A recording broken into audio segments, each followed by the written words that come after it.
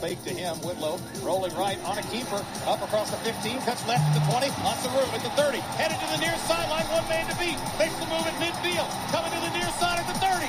He's at the 20. He's at the 10. 5. Touchdown, Kentucky. That's how we welcome everybody into another episode of Believe in Kentucky. Alongside Aaron Gershon for the Cats Paws, from UK QB Jalen Whitlow.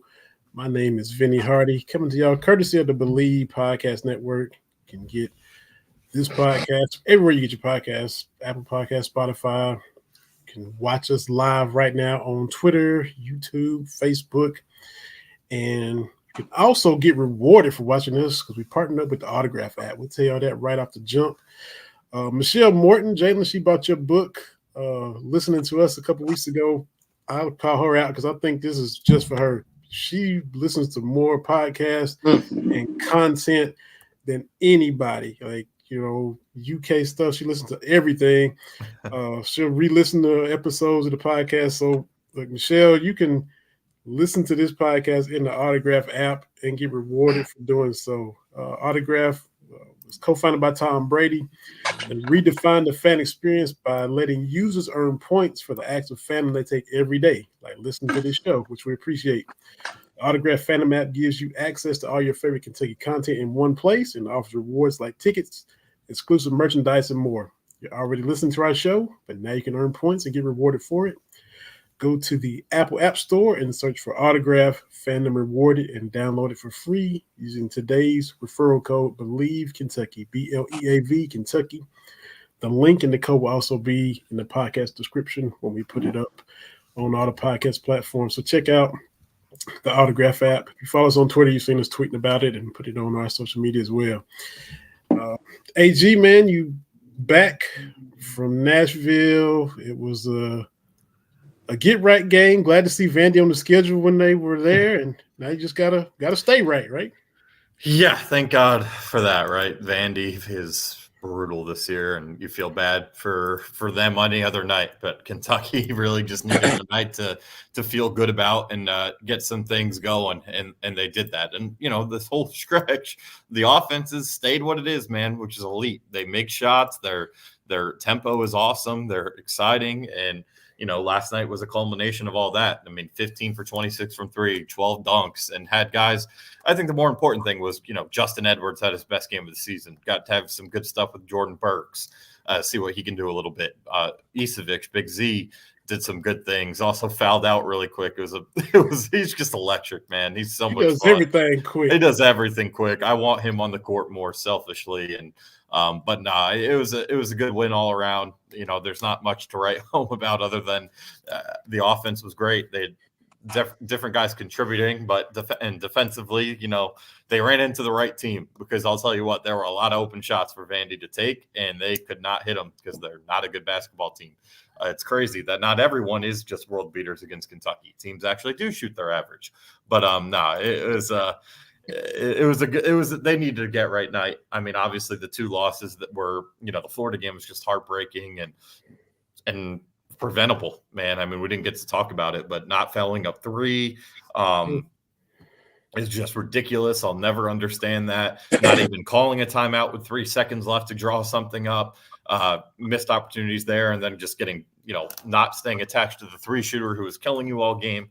That was frustrating as all hell. And then Tennessee, they did exactly what I think we talked about Tuesday as being the key to winning that game, which is they did a really good job on Dalton Connect. Justin Edwards, awesome job. Adu Thiero did an awesome job on him. Held him to, I think, his lowest total, at least that in the last 6 games at that time, maybe even of all of SEC play. And they do all that, but then they let Josiah Jordan James, Kai Ziegler, Santiago Vescovi go off. Especially, the first 2 guys there, Ziegler and Jordan James, had career highs or matched them with 26. So, 2 really, really frustrating preventable losses back to back, but they needed to get right game and they got it. And like you said, now the key is to sustain, and that's not going to be easy. I mean, look, these next 3 games, you would think being at home helps the next 2 games. Does it help anymore? They're not winning games at home. If they lose this game on Saturday, they'll have lost 3 games at home in a row for the first time in program history. I mean, that's what they're staring in the face right now. So the pressure is on, and those kids know it. So we'll see what they can do against Gonzaga, who I see is beating the crap out of Portland, but it's Portland. So, we'll see. But yeah, we'll see what happens Saturday. But that's obviously it doesn't help them in the SEC.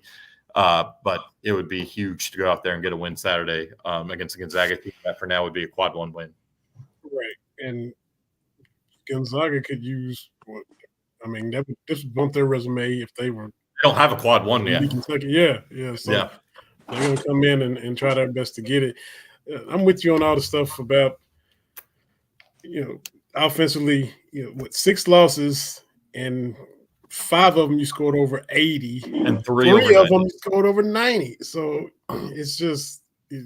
And you heard, emphasis on defense the rest of the way. You got to tighten it up. Has to be. Because you waste Dillingham's 35-point night the other day. Didn't even lead. I mean, it was never trailed. It was 8-0 as soon as it started, and 16-5. Yeah. And Connect didn't have to do anything because everybody else was going out.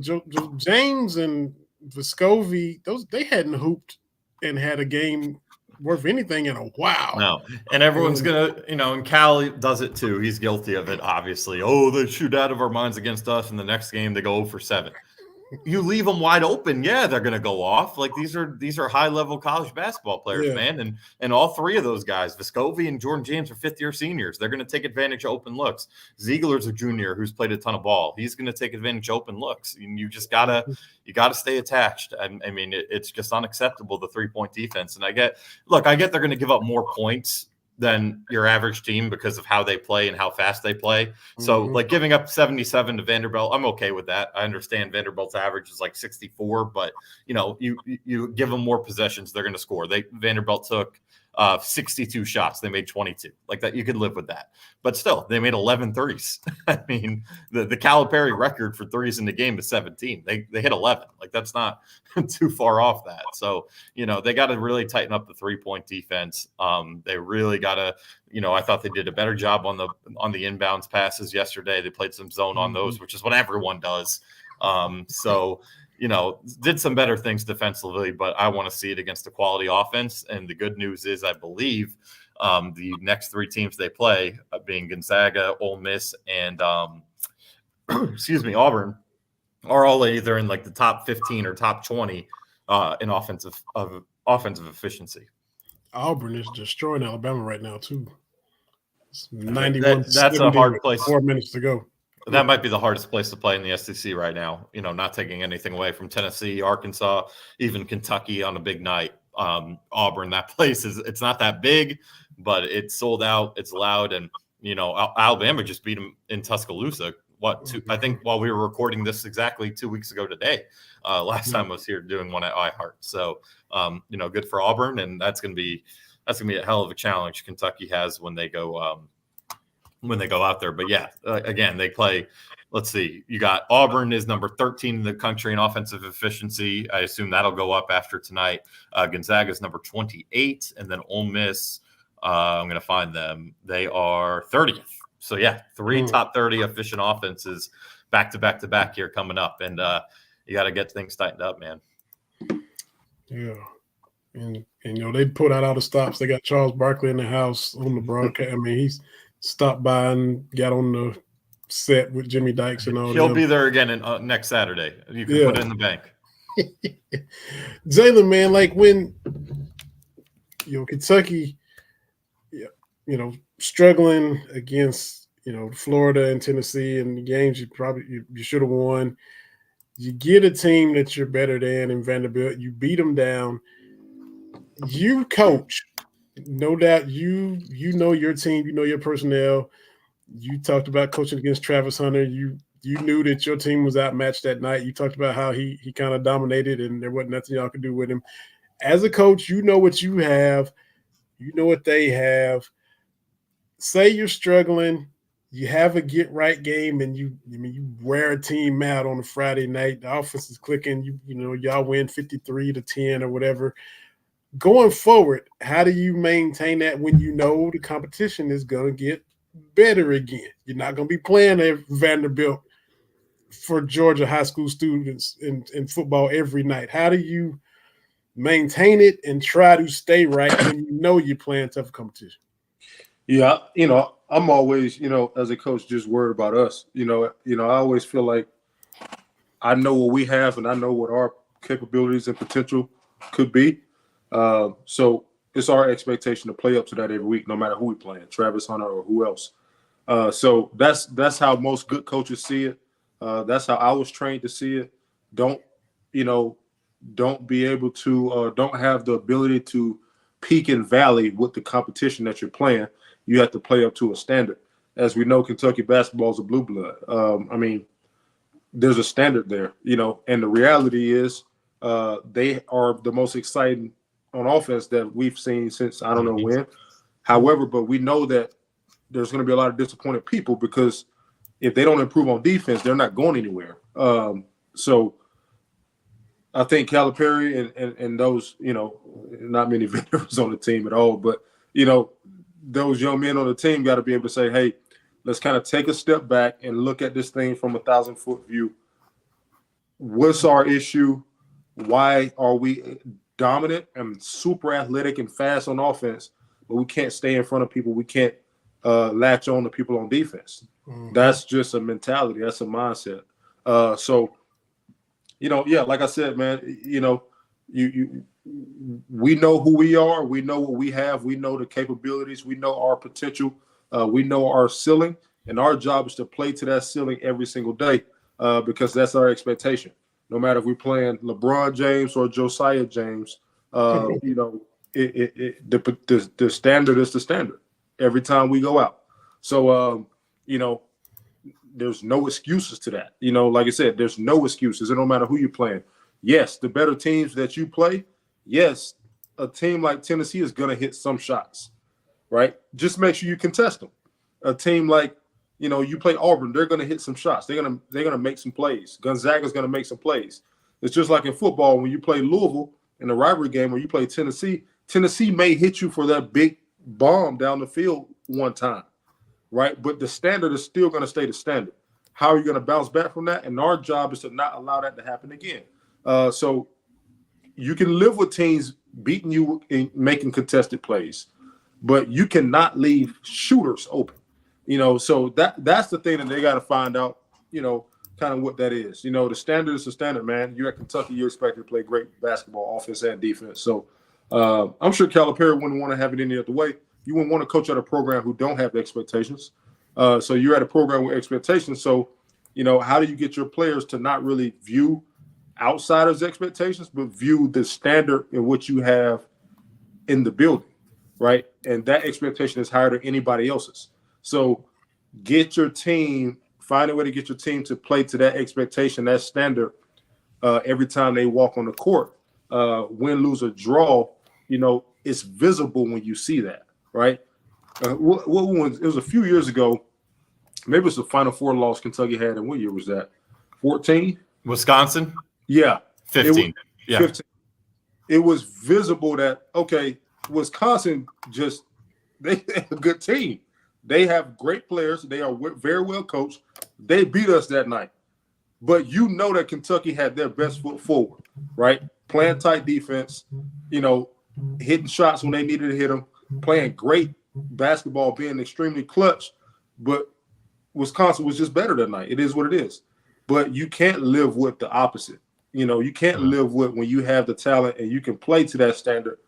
But it's not that they're hitting shots. It's that they're hitting shots and there's nobody within 5 feet of them. That's the issue. So, they got to figure that out, and I'm sure they will. I mean, there's enough talent on that team. They got enough good coaches on that sideline to figure it out. So, but we say that there's potential, but time is ticking at the same time. Mm-hmm. That's true. You mentioned Justin Edwards, Aaron, and it was if you've seen him all year, the confidence is shaky. In his face, it almost just is written on his face. I know I'm better than this. I know I was a 5-star coming out of high school for a reason. It's not clicking. some of that was kind of relief last night to make some plays, to hit some shots, to the emphatic dunk at the end, going to the basket, taking it to the rack. He found a flow maybe a little bit, and hopefully he can kind of build on that just for his own sake. Yeah, no, and I think he really has 2 games to build on. I think he did a great job on Dalton Connect defensively. Yeah. I mean, was it perfect? No. Connect beat him a couple times, but Connect is arguably the best player in the SEC, so you can live with that. But he was awesome, man, especially in that second half, because he wasn't great in the first half, but he was able to put that behind him. And I mean, 14 points. He had the windmill dunk, so there was no lack of confidence there. I mean, this was a guy who, against Arkansas, 2 weeks ago, had a full breakaway layup. The defense wasn't even running back with him, and he traveled. And that's all mental.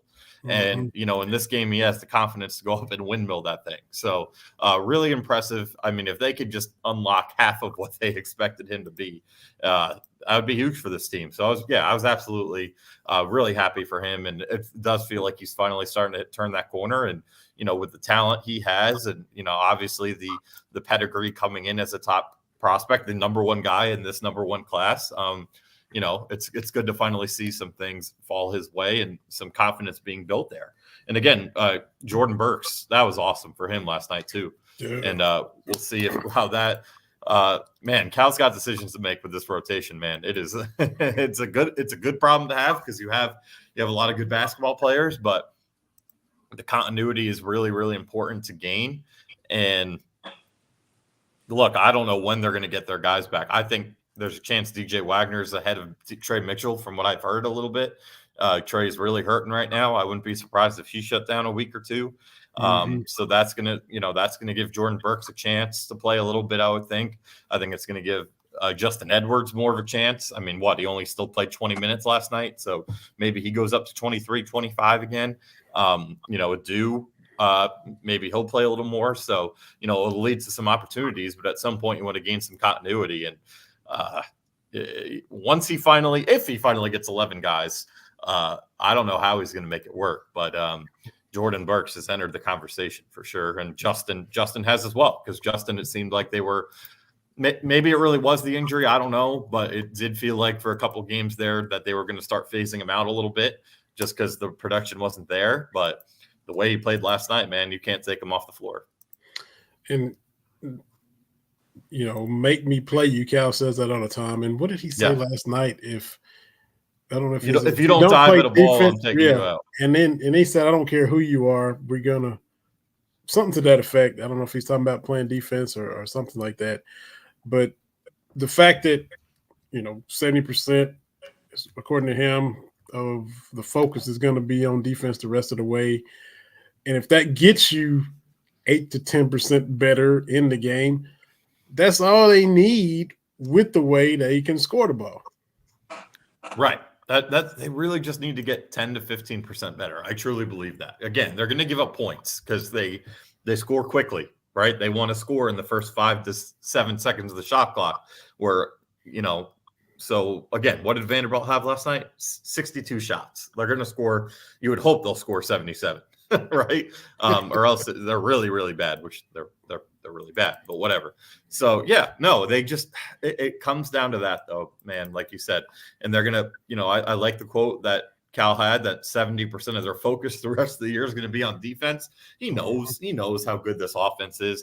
Nothing's going to slow it down. I mean, again, Vandy's not a good team. They definitely gave up. They didn't the looks were there for Kentucky where they might not be there against a team like we saw against South Carolina, but they're going to get theirs on offense. I mean, they're all year they've only not scored 80 in 3 games, Arkansas, South Carolina, and UNCW.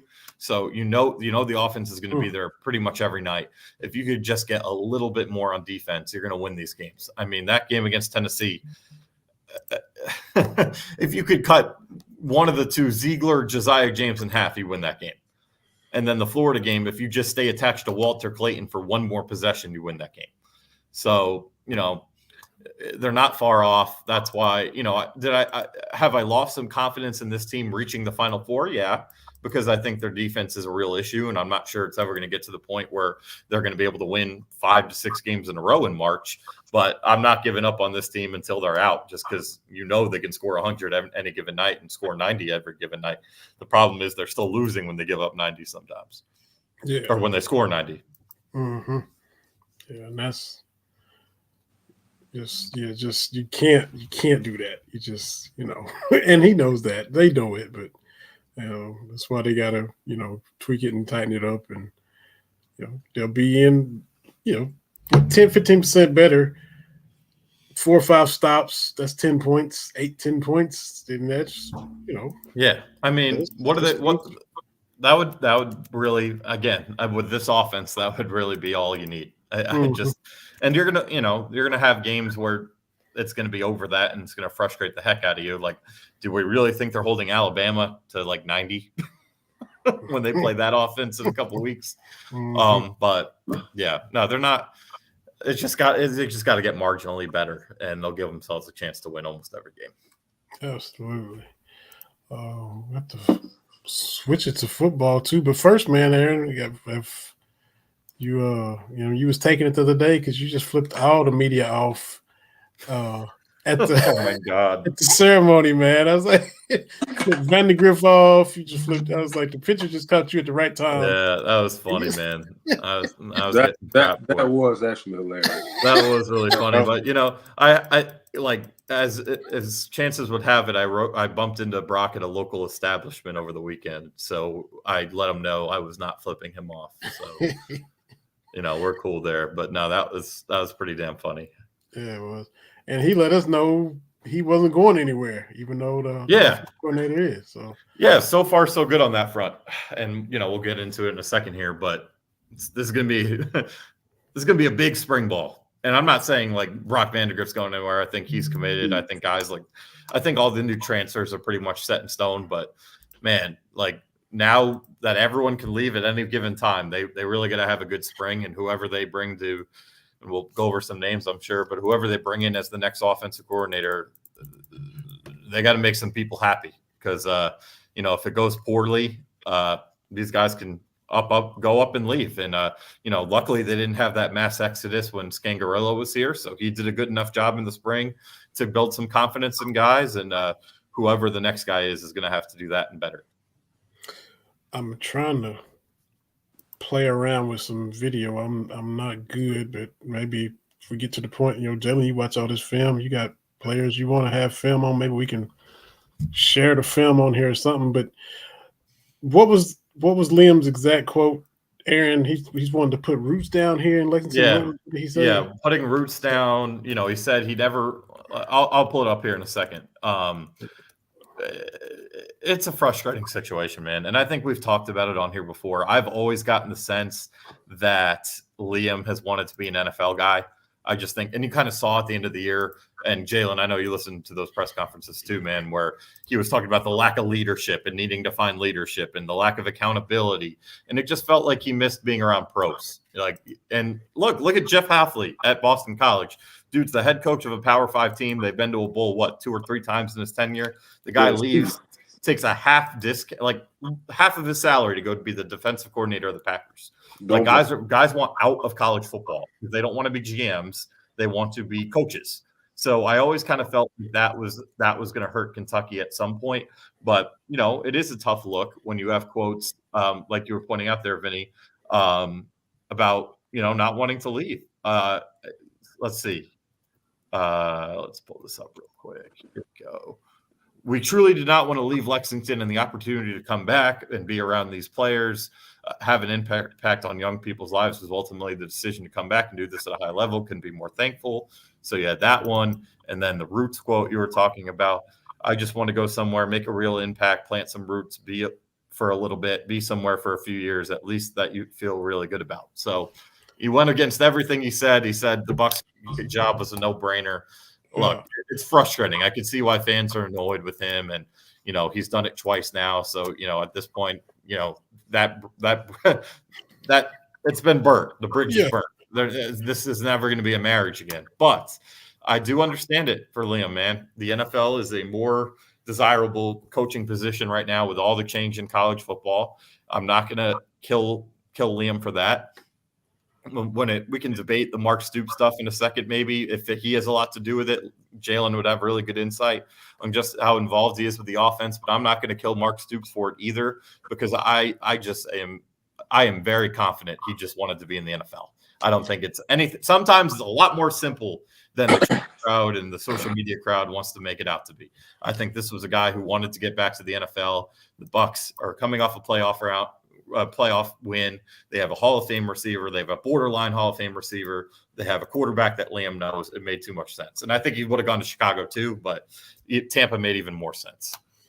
So I'm just going to be silly. I'm just throwing a little shade. I understand everything y'all said. I'm just glad I figured out how to get something up here. But when he said plant roots, this must have been the type of roots he was planting. So we just so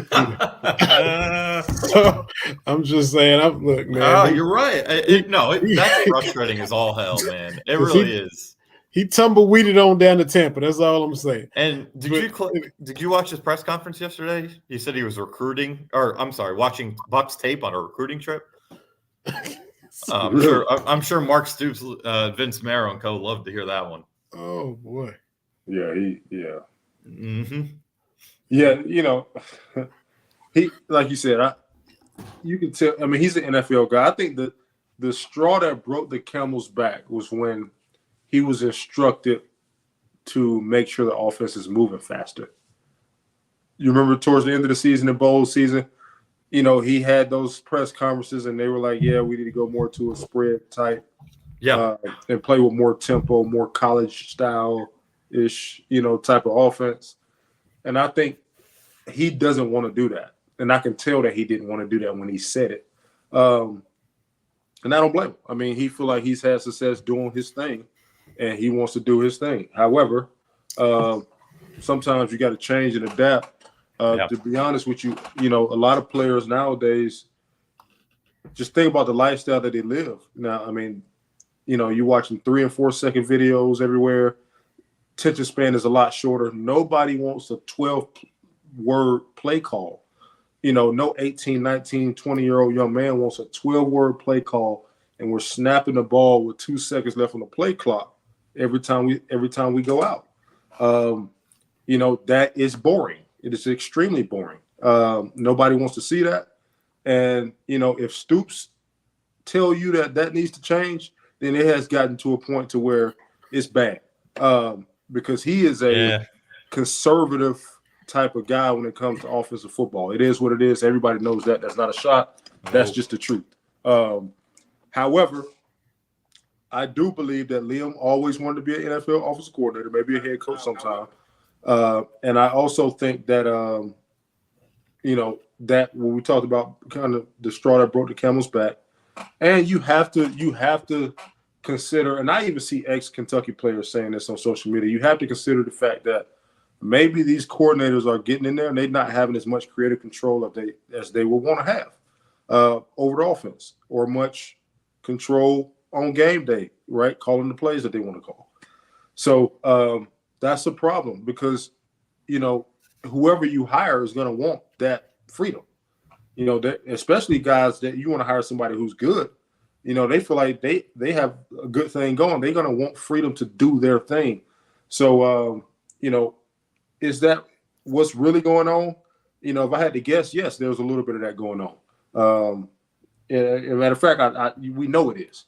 And there is, to a degree, everywhere of some of that going on, because ultimately the head coach's name is on the dotted line. However, you have to, I think, to create a good culture, you got to be able to allow your coaches to coach and really be free and do their thing. Now, obviously, you have your guidelines that you set when you hire them, or where you have meetings. Hey, this is what we want to do. This is what we don't want to do.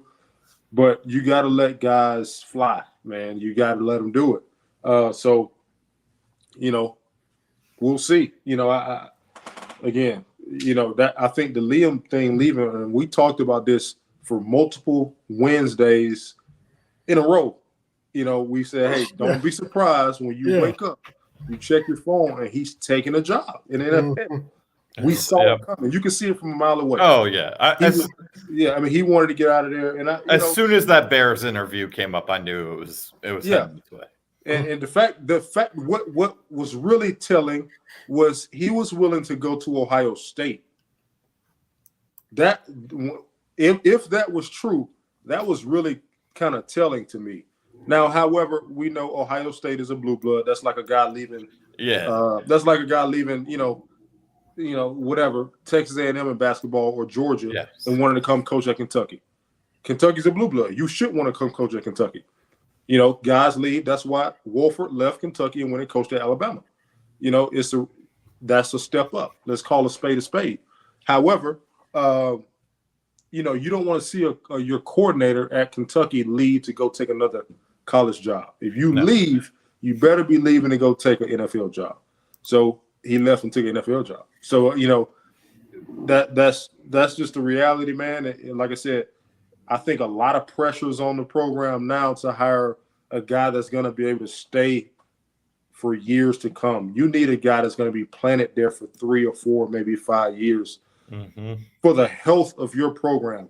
We all know the lifeline of a program is the young men and young women that participate in it. So you have to do that for the future of Kentucky football. Whether Stoops is there or not, there has to be some type of foundation and some type of consistency on the offensive side of the ball. And everybody knows that. Stoops know that. Barnhart know that. Everybody in that building knows that. The freshmen who aren't even there yet, they know that because they'll be gone at this time next year if it's not there either. So, you got to get that done. You got to make a good hire. Somebody like Brendan Marion, we talked about pre-show, who I think will be a good hire. But, again, he's a little bit too much on the edge probably for Stoops, with his offense and whatnot. He's a lot more college-y, quote-unquote. He's definitely not really much pro-style, quote-unquote. However, there's some concepts in there that's pro-style. And I keep quoting because – this thing is starting to get mixed up now. I mean, what is pro style now? So that's what I feel, man. Make a splash hire, maybe a young guy who can recruit, who can bring some splash recruits, who can hook you in that 4 or 5 star receiver or quarterback that Kentucky needs to continue to be more consistent with getting, and that'll kind of take the program to the next level. So. We'll see what happens. I'm looking forward to seeing what happens, because we kind of banked on the fact that Cohen was not going to be there. We all knew that. Now, what's the next step? Where we're going from here? Maybe it's recency bias, but I just put out a little poll on our Twitter account. Y'all follow us at Believe in Kentucky on Twitter, just to, stir the pot. I don't do this kind of stuff much, but I said, whose UK tenure disappointed you the most? And I put Liam Cohen or Shaden Sharp, and 62% were voting for Liam Cohen. And he at least performed. He at least came and did the job for you. Shaden Sharp never played a drop, but maybe it's because it's the most recent thing on your mind. But more people were upset about Liam than they were the Shaden Sharp thing. That's recency bias. That's recency bias. Because we remember how mad everybody was about Shaden Sharp when that was going. But Shaden was just here a year ago. It's not like he's been gone 10 years. So I thought this is an interesting comparison. Liam, who at least came in 2 different stints, but said he was going to stay and didn't, and then compared to a kid who never played at all. But that's a little sample size. I was just throwing that out there. But and also let's kind of state the fact that ultimately we all know, because he says it. I mean, he said it. He has an infant child. Liam Cohen does, and quite frankly, college football is chaotic and it's pandemonium. NFL is a little less chaotic, even though it can be chaotic, but you don't have to, beg your team to stay all the time. You don't have to beg, 18, 17, 16-year-old young man to come sign with your school. You can just coach a roster that you have and let scouts and GM and head coach kind of deal with what's to come. So, it's back to just coaching football. It's back to being able to run whatever pro style he can have 40-word plays if you want. It don't matter. He could huddle until the thing says 0. So he could do what he want to do, and obviously under the guidelines of whoever the head coach is in Tampa, but you can do what you want. A defensive head coach, yeah. Bowles, yeah. So he has full autonomy up there. Yeah, and it's tricky because you could, with a defensive head coach, a lot of those guys are conservative because they know how big takeaways are and turnovers are. Now, if you're dealing with an offensive head coach, maybe your creative control may be stifled a little bit because they like to see some of the stuff that they like to see. Nobody's the same, so you can get both sides. Now, it's rare that you come across that coach that just lets you do what you do. That's rare. So especially at that level, and especially in college. So when you do come across a guy like that, you really appreciate it because everybody in the coaching profession know how rare that is. But at the end of the day, he don't have to recruit. He can spend more time with his family. He can actually go out and get some ice cream with his wife every now and then now. So that'll be good. Yep. And it's just he gets to actually coach football. I think that's the key, man. No doubt. It's just weird to me that, like y'all said, that you could tell that he had kind of been instructed to speed it up there towards the end of the season. And y'all already kind of alluded to it. Just the fact that him being as young as he is, and up and coming, and such a hot coach, it's not like he's Vince Lombardi 3 yards in a cloud of dust, or Packers sweep.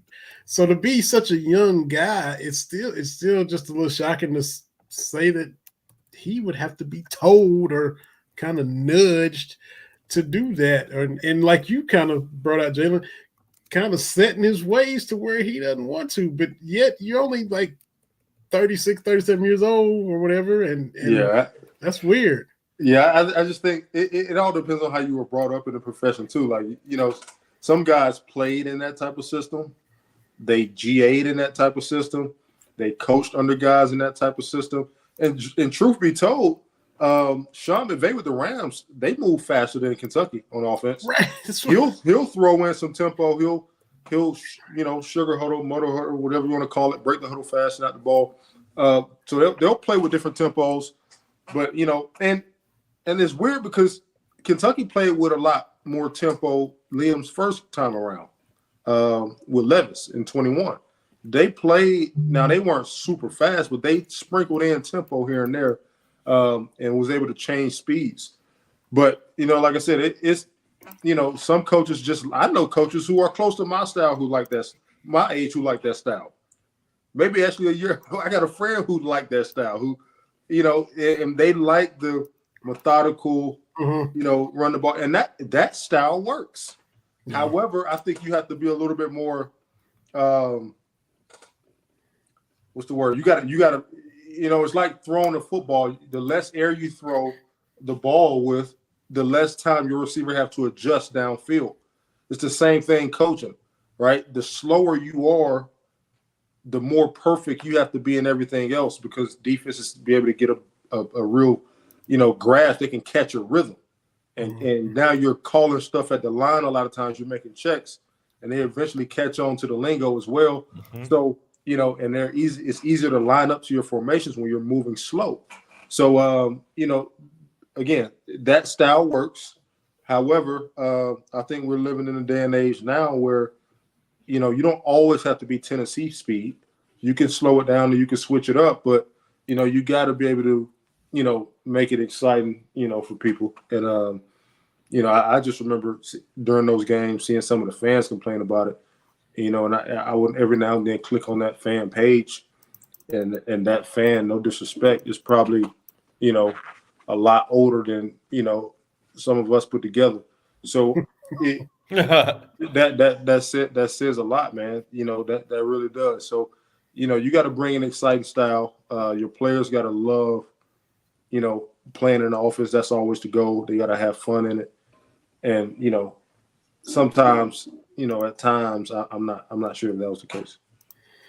And having said that, now, I mean, you look at Chris Paul, Hall of Famer, late 30s now, but he's your classic point guard. I walk the ball up, I jog the ball up, I call a play. I said, he's not the warp speed, shoot in under 6 seconds, possession, analytics, get a 3 or late. He's not that type. So I guess, Cohen is like you said, is more methodical, even though he is younger. So that does exist. Yeah, it definitely exists. And like I said, you could do whatever you want to do. I mean, look at basketball, look at football. You can run whatever style you want to run, and it can be successful as long as you do it well. But I do think there's something to say about you got teams like Missouri who they can be considered pro style, but they play with a lot more flash. They play with a lot more speed, a lot more tempo change. So we'll see. We'll see what happens. Yeah. So, like you said, Aaron, before we started, they keep things kind of close to the vest, but, Tommy Rees just got hired. Yeah. Who are some of the other names that might be on the radar that we think they may try? I think that the only, again, like you said, they are very good at keeping these coaching searches pretty close to the vest until kind of maybe the day before smoke comes out. I mean, we just saw it with the Kel Shorts hire at wide receiver coach. There wasn't much going on there. And then a day or two before the news broke, everyone kind of picked up on it. Eric Wolford was a different situation because Zach Yenzer was under contract and no one knew. They just extended his contract and no one knew, they were looking for an offensive line coach. So, I'll take that one out of it. But even going back to when they first hired Liam Cohen and then hired Rich Scangarillo. But, with this one, I think the only two names Tommy Rees was the one that stood out early. He just, with that, I don't know if that official announcement with the Browns rules him out, but I can't, who knows? I at this point, I'm not seeing that one happening. I thought it was a higher possibility earlier in the process. And then, so the two I'm looking at are Buster Faulkner, the offense coordinator at Georgia Tech, who in his first year down there, first of all, he was at Georgia for a while. And I forgot what his role was on staff, but he was with Brock Vandegrift as a quality control from 2020 to 22. He was an OC at Southern Miss, Arkansas State. And then this year at Georgia Tech, they went from 11 in the ACC to 3rd. And they had a really good year offensively and did some really cool stuff there in the quick game. Definitely used some tempo, but it was more so, they wouldn't huddle as much, but they'd go and check at the line with the coaches on the sideline. So, definitely faster paced than what Kentucky ran. A lot of quarterback run there with Haynes King, who had a really good year. So that's one of them. And then the other one is kind of just came on the radar tonight. And I know he was a candidate, I think, the first time they hired Liam, which is Bush Hammond, the offense coordinator at Boise State. He was just followed apparently recently on Twitter by both Cutter Boley and Vince Marrow. So maybe that means something. Maybe that means absolutely nothing, but you never know there. But he's been a candidate before. That's why it kind of adds up a little bit. He was the offense coordinator at Washington from 18 to 19, called plays there. Played at Boise State for a couple of years. So he's under that tree there with Coach Patterson. Is it Patterson or Peterson? Peterson. Peterson, thank you. Yeah, it's been a long day. Chris Peterson, obviously, who was highly successful at Boise State and at UW. And actually, he was at Missouri. He was the wide receivers coach and quarterbacks coach, and then the quarterbacks coach in 22. And there were some, if you remember when Kentucky went to play Missouri, what's the punter? Colin Goodfellow game. There was kind of some chatter that Eli Drinkwitz had given up play calling duty and gave it to Hamden. And, obviously they ended up hiring an offensive coordinator for this past season that called plays and did a fantastic job for them. His name is slipping my mind, but Kirby Moore, who happened to come from Fresno State, so another West Coast guy who played at Boise State right after Hayden was there. So, he could be an option. We'll see. But again, they're really good at keeping these coaches searches pretty close to the vest. And, but at the same time, man, there is some more time to be a little bit deliberate. Like last time Liam left, it was the Super Bowl had ended. Kevin O'Connell gets hired by the Vikings, and then Liam left a couple days after that. Yeah. This time, so you had like 2 weeks. You had to they literally pushed spring football back to have practice with the OC. This time you have time before spring ball to get this higher and have a little more time to be, deliberate in the process. But you don't have that much time because 2025 recruiting. You're in the heat of that now. Obviously, want to get these guys installed, want to get guys happy and build relationships. So, but I think Mark Stoops knows, man. This is the 5th straight year we're going through a coordinator change. Not all his fault, but he's got to find something that's going to stick, is going to make the players happy, going to make the fans happy, and there is a little bit time. There is some time to make a more calculated decision, but I'm kind of surprised we haven't had that heat up yet. So that must mean it's taking a little longer. I thought it was going to heat up kind of like Monday or Tuesday of this week, and it hasn't really heated up yet. Interesting stuff. So we shall see. And yeah. And I really like Faulkner. If they pulled that off, I think that would be one that would really excite people, because he is a college, as Jalen said, he's more collegey. Is he? I mean, he's not. They're not going to go run spread like Tennessee, but they'll move a little bit at a faster pace. They're not going to huddle as much. And again, I mean, Georgia Tech did a really good. They gave Georgia hell this past year, right? So they did some really good things. I know the ACC is a little weak, but he has a lot of ties to the state of Georgia from a recruiting standpoint, and having been with the Bulldogs for four years combined in his 2 stints there. So guy Kirby Smart has a lot of trust in. Obviously, they were together at Valdosta State also. So we'll see. Yes, we will. Does that got everything for football? Yeah, I think. Yeah, I mean, it's obviously a pretty. Other than that, it's just a recruiting time for 2025, and it's a real early in that process. But again, man, spring ball is now almost exactly a month away here.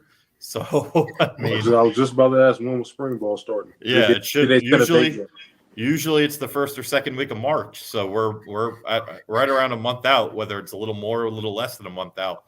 So not having an offense coordinator stings, but they were able to get a 4-star wide receiver commit on Saturday, and there's not an offensive coordinator lined up. So yeah, Vince Marrow still holding down the fort on the trail. At least that's going well, and now we'll see what happens.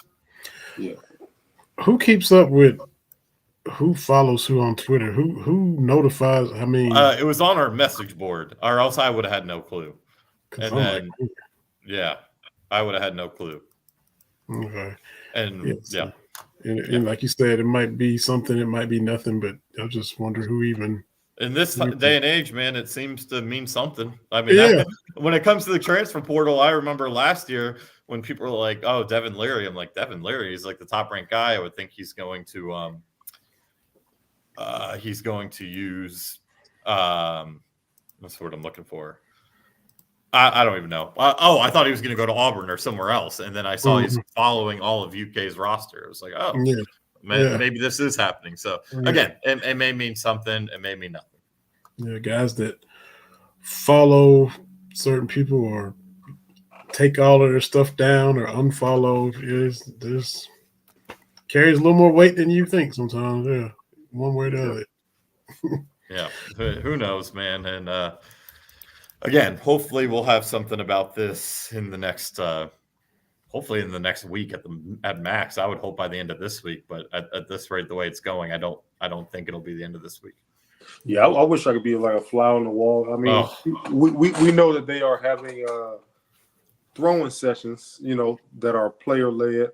That Liam Cohen was going to. I guess he had his iPad watching Buck's film in between throws, but he was there. Yeah, so I'm just anxious. I'm kind of curious, and I'm excited to see the quarterback situation play out, man.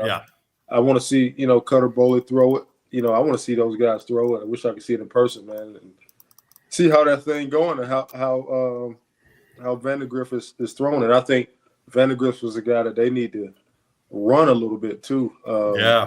to, kind of open that thing up a little bit, threaten the defense a little more, add a little extra element. But I'm anxious to see how it go. I think, come to think of it, I think the guy from Georgia Tech would be a great hire. I think it would be a slam dunk. I enjoy it. Even against Georgia, they played well on offense. So I enjoy watching him. I think he'll bring an extra pizzazz to it. A level of kind of unpredictability, if that's a word. So we'll see. Yeah, that would be the guy from. If I were making the decision, that would be it. I mean, you just look at the point totals they put up. I mean, their worst games defensively were all against pretty good. Or excuse me, their worst game offensively. They had a stinker against. I think. Yeah, their lowest total all year was 23, which they had a couple times. Oh, 21, but that was against Clemson, who we all know had a really good defense. So, yeah, I mean, this was an offense that scored points. I mean, they put 39 on Louisville. They put 30 on Wake. They put 23 in a win on Miami. They had that comeback win. They put 46 on North Carolina, who was ranked at the time, one on the road, put 23 on that Georgia defense that Kentucky can only put 13 on. So, they had a really good year. Again, they went from 11th to third in that conference in yards per game, too. So, and Haynes King, if you remember, he was not good at Texas A&M. He looked pretty good. He turned the ball over a lot, but with interceptions, but he had a really good year overall. Interesting. Like you said, it'll work itself out here in the next few days, or hopefully sooner than later for them, for continuity and getting a guy in and that kind of stuff. Who y'all got win the Super Bowl? I don't know. I like Kansas City, man. Yeah, I just think they're kind of on a mission, man. It feels like some of those Patriot teams that people counted out, and it was the fatigue, so they all just wanted to say they were dead and all that. But nah, this Chiefs team, the way Patrick Mahomes is playing, and the X factor now is this is their best defense in this run. Like, their defense is playing lights out. Obviously, we saw what they just did to Lamar Jackson. I like Kansas City by at least a touchdown. Yeah, I'm gonna go ahead and go with San Francisco, man. I hope so. Well, I don't know if I hope so or not. I really, this was the Super Bowl that I did not want to see, to be honest. Me either. I rather see Detroit and Baltimore, but it is what it is. I think it just feels like the 49ers can finally get it done this year. I think the quarterback is playing well. Obviously, you got one of the best running backs in the league. You got an outstanding defense on every level. Good receiving core. Deebo Samuel healthy, who I think is one of the best football players in the NFL. I think he's underrated. I think dude he just can play. They seem to be. I mean, and they've been favored every game this year. And I think the last time that's happened was the 2017 New England Patriots. So from top to bottom, I just think that they're the better team, and I think they have enough on offense and they have enough on defense to maybe slow Patrick Mahomes down a little bit, but can still score enough points if Patrick Mahomes, start doing his thing. They can still score enough points because they are good enough on offense. And from a personal standpoint, I'm also excited to see what these two good offensive coordinators cook up, man. Oh, yeah. You got Andy Reid, who is a chef, and you have, you got Shanahan, which all these articles coming out about how genius he is and how smart he is, and I'm sure they got some stuff up their sleeve, and I can just watch the film and see stuff that they've been doing, and I know that they are setting things up off of some of that stuff. So I'm excited to see what happened. I just feel like it's going to be a big Super Bowl for whatever reason. So we'll see what happens, man. I got the 49ers though. I think I'm gonna go Chiefs. I'm gonna go heart and head because I can't root for the 49ers. I'm with you on that. I think you talk about the Chiefs defense, because Kansas City's been offensive for so many years, but I think Spags will be able to make Purdy uncomfortable. We haven't seen anybody do that, but like Dallas should have done Jordan Love, I think Spags may do that to Purdy a little bit. It's the big stage, and Purdy's done well, and he's he's better than people give him credit for. He's drafted with the last pick, and they want to say he's a game manager, but he stepped in there and won. And for a team that's built to win now, and this team's window has been open for quite a while, and you wonder how many more opportunities are they going to get. But I think Spags will have a little something for him just to throw him off just enough. I'm saying Kansas City like 27-23, something like that. Are they really going to let Taylor Swift lose? At this point. I'm just saying. Wasn't that was – well, you were young, though. I mean, your dad might have remember. When the Giants – the Patriots won in 2001. They were like yes. with the Rams game. With 9/11 and everything, the Patriots had to win that, that whole kind of thing. So there's been little questions like that before. I don't know, man. It's a great business move, though. It really is a great business move, and I don't know, man. I mean, it does seem like the officials, the flags, kind of fly KC's way a little bit. I'm not big on that. I'm not a conspiracy theory guy at all, but I am. But let's be honest for like 30 seconds though. Obviously, you just said the flags. I mean, a blind man can see that. A couple of those were pass interference against the.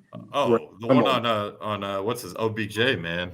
Yeah, not only that one, but the one in the back of the end zone, that was the pick. Ugh. The one where the tight end kind of settled and spun out of it, that was a pass interference on the scramble drill. And also, what else is going on? I mean, you got a very, very good rushing offense, and your running backs have a total of 6 carries. So I don't know, man. I'm not the greatest coach in the world, but I'm gonna do what my team is best at, and that's hand the ball off to my players that are really carrying this team. Yeah. But I don't know. Maybe I'm just tripping. I mean, I've never seen a team in the playoffs who is at the top of the league in rushing. Were they like number 3 or something like that or whatever? They were number the Ravens? Yeah. They were number 1, man.